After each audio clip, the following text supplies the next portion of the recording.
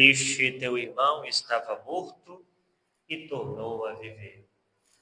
Caríssimos irmãos e irmãs, celebramos hoje o 4º domingo da Quaresma.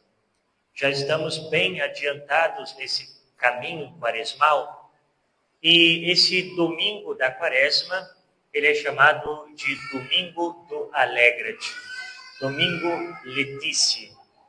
Isto porque na antífona de entrada da Santa Missa, nós escutamos Alegra-te, Jerusalém.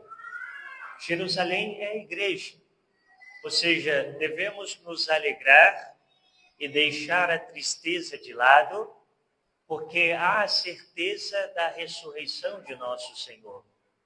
A Quaresma é um caminho para celebrarmos a vitória de Cristo na cruz e a sua ressurreição. E por isso, nesse 4º domingo da Quaresma, a igreja se reveste da cor róseo, que é essa cor que mistura o branco da festa com o roxo do tempo da penitência e vigilância.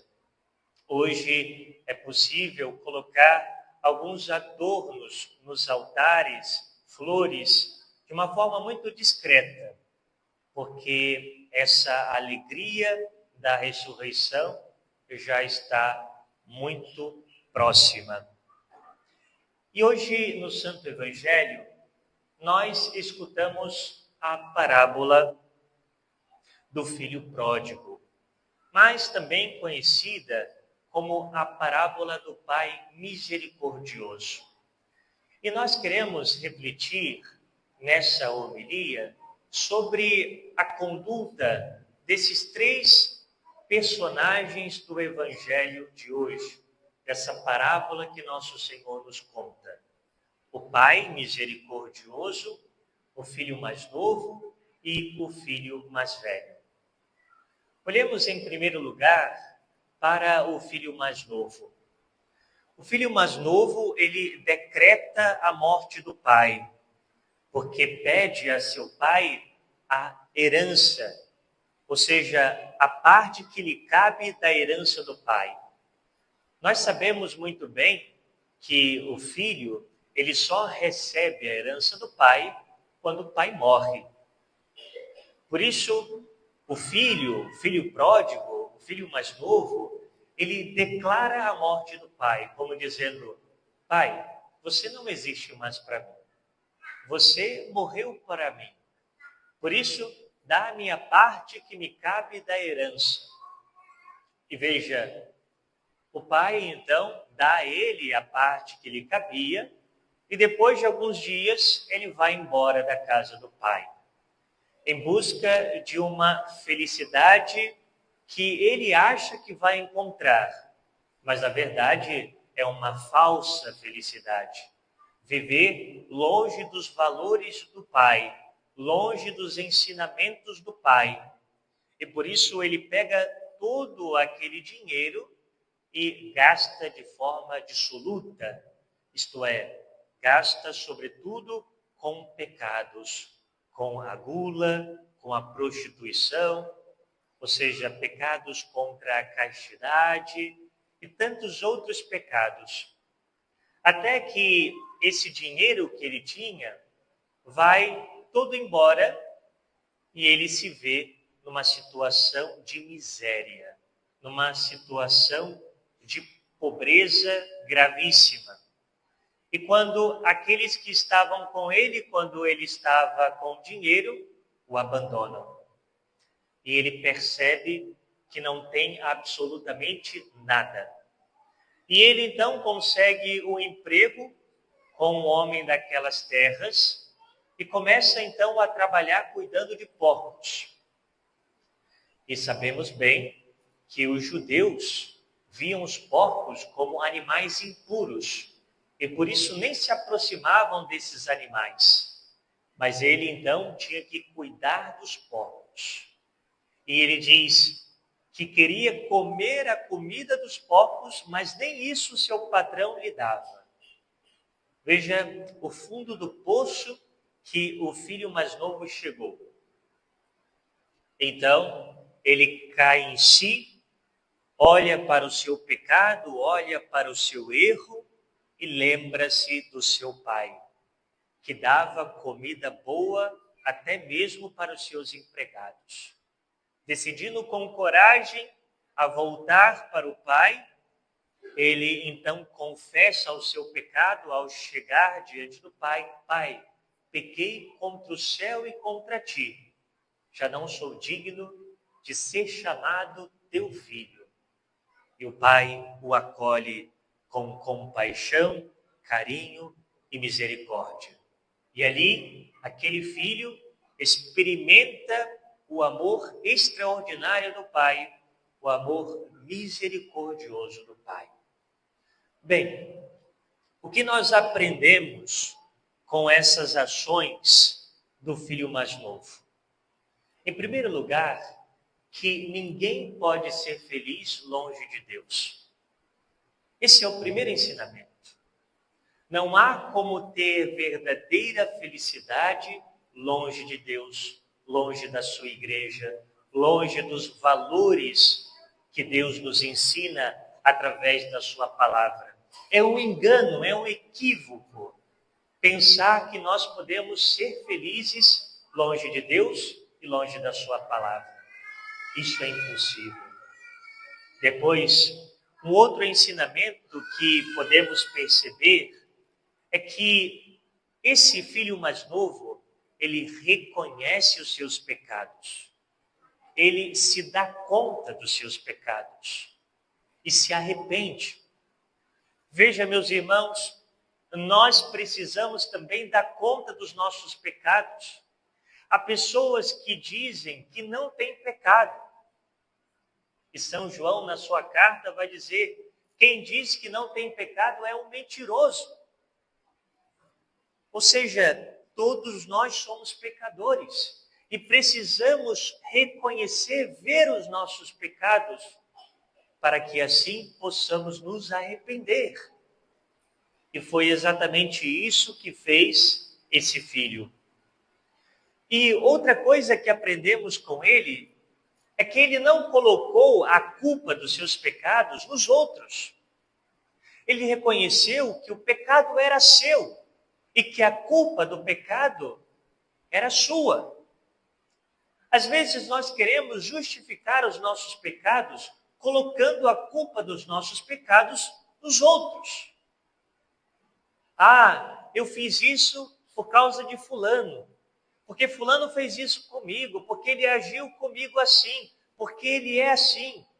Não, o pecado é seu, o pecado é meu. Não devemos nos justificar os nossos pecados por causa dos outros. E esse filho mais novo teve a maturidade de reconhecer que o pecado era seu.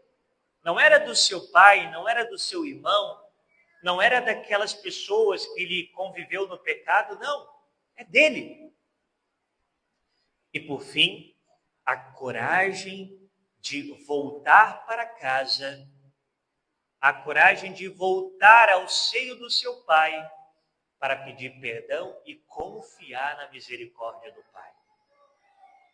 Meus irmãos, nós precisamos confiar na misericórdia de Deus. Só se experimenta a misericórdia de Deus aquele que reconhece o seu pecado, aquele que se arrepende e se volta para o Pai. E o sacramento da confissão, ele é um instrumento que nos ajuda a experimentar de forma muito concreta a misericórdia de Deus.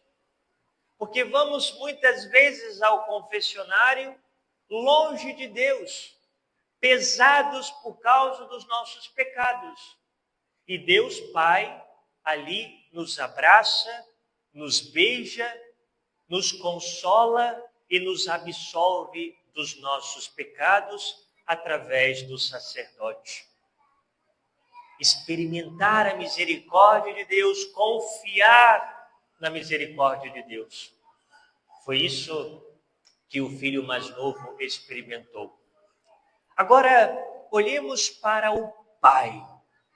Olhemos para a figura do Pai, o Pai misericordioso. Veja, quando o filho pede a sua parte da herança, o pai não lhe nega. O pai não diz, olha, você está dizendo que eu morri para você? Eu estou vivo, eu não vou te dar nada. Não. O pai dá. Mesmo sabendo que o filho poderia se perder no pecado. E veja, o pai, ele não retém o filho. Não vou deixar você sair de casa. Você é meu. Não, o pai deixa ir embora. Por quê? Porque o seu filho é livre. Porque o pai deu liberdade para o filho. Embora tenha ensinado tudo aquilo que ele aprendeu, deu liberdade ao filho. E o pai em nenhum momento diz para o filho, olha, se você sair de casa agora, não volte nunca mais. Não ponha os pés aqui nunca mais. O pai não diz isso. Ao contrário, fica esperando o filho com muita esperança.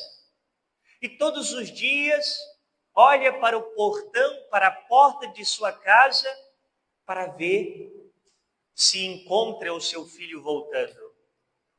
E é exatamente isso que acontece. Num determinado dia, ele está olhando para a porta de sua casa e vê o seu filho voltar e o acolhe. Ou seja, o pai não repreende o filho. Está vendo o que você fez? Bem feito, etc. e tal. Não.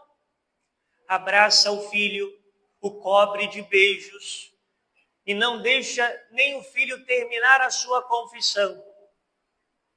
E diz para os empregados, matai um novilho gordo, trazei para ele uma veste nova, anéis e sandálias. Ou seja, dando ao filho a dignidade novamente de filho. Assim age o Pai. Assim é Deus conosco, meus irmãos. Deus, Ele nos fez livres. E por isso nós somos capazes de amar a Deus e de experimentar o seu amor. Deus não vai nos proibir se por acaso nós quisermos deixá-lo. Ou se porventura nós quisermos permanecer no pecado. Ele não vai nos reter com ele, porque nós somos livres. Mesmo ele se entristecendo profundamente, sabendo que nós estamos no pecado, sabendo que nós estamos longe dele. Nós somos criaturas livres. Optamos por estar com Deus ou não. Por isso temos a capacidade de amar. E depois, Deus sempre espera pela nossa volta. Sempre espera pela nossa volta. Não importa o pecado que cometamos. Não importa quanto tempo estejamos longe de Deus. Não importa se nós caímos 1, 2, 3, 4 vezes. Devemos voltar para o Pai. Devemos, de fato, confiar na sua misericórdia. E Ele nos receberá. E vamos experimentar mais uma vez a misericórdia do Pai.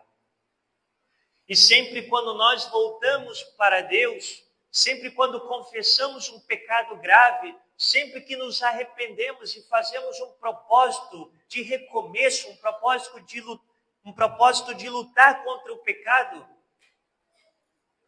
o Pai faz festa. E essa festa é a Santa Missa. Porque na Santa Missa nós temos um banquete. E esse banquete, esse novilho, é o próprio Jesus que se dá a nós na Santíssima Eucaristia. É o banquete da Santíssima Eucaristia que Deus Pai dá àqueles que são seus filhos. Receber o próprio Senhor. E essa veste que nós recebemos no batismo, essa veste nova dos filhos de Deus, que perdemos por causa do pecado, nós a vestimos novamente, o Pai nos dá novamente.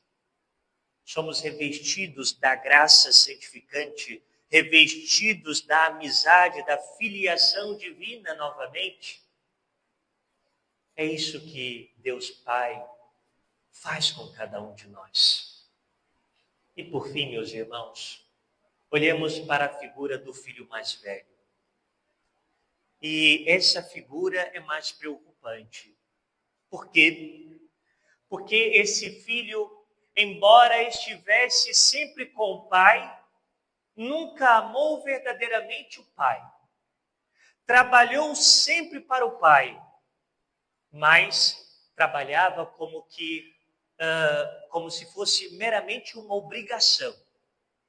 E esperava sempre uma recompensa daquele seu trabalho. Ou seja, ele sempre esperava algo que o pai deveria lhe dar. E por isso mostrava ser fiel. E quando o seu irmão volta, o seu irmão mais novo volta, ele se enche então de raiva, se enche de egoísmo, não tem misericórdia no seu coração para com o seu filho e por isso se recusa a entrar na festa. Eu não vou entrar nessa festa porque esse filho que se perdeu através dos pecados, não. Eu vivi sempre, Pai, do seu lado. Eu sempre fiz aquilo que era da tua vontade e nunca fizestes uma festa para mim, meus amigos, diz ele. E o pai, então, responde, meu filho, tudo o que é meu é teu. Mas esse seu irmão estava perdido e foi encontrado, estava morto e voltou a viver. Precisamos festejar. A figura desse irmão mais velho é aquele católico que talvez já caminha há poucos ou há muitos anos, mas ainda não experimentou o amor de Deus, não ama a Deus. Vai à missa por obrigação. Ou seja, frequentas os sacramentos por obrigação, não por amor.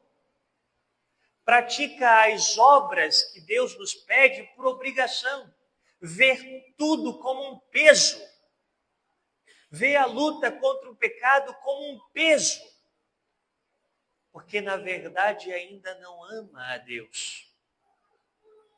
Só pensa ainda meramente na recompensa que vai ter. E não consegue ser misericordioso, misericordiosa com os irmãos, porque é o primeiro a apontar o dedo para os pecados dos outros, mas ele mesmo, ela mesma não é capaz de ver os seus pecados, de ver a sua soberba, de ver o seu orgulho, esse fechamento do coração para Deus. É exatamente isso que o irmão mais velho tinha, um fechamento do coração para o amor do Pai. E por isso é mais grave. É muito mais grave ter um coração fechado para Deus do que o filho mais novo que se arrepende e volta para o Pai, por amor ao Pai. Vamos pedir hoje a Deus a graça para reconhecermos os nossos pecados, nos arrependermos verdadeiramente e confiar no amor do Pai. Mas que nós não fechemos o nosso coração para Deus, que nós não nos fechemos no nosso egoísmo e que como Pai tenhamos misericórdia dos nossos irmãos. Sede misericordiosos, como o vosso Pai é misericordioso. Peçamos essa graça por intercessão da Virgem Maria, a nossa Mãe, para que ela nos ensine a sermos verdadeiros filhos desse Pai que nos ama, desse Pai que é misericordioso e desse Pai que quer a nossa salvação. Louvado seja o nosso Senhor Jesus Cristo.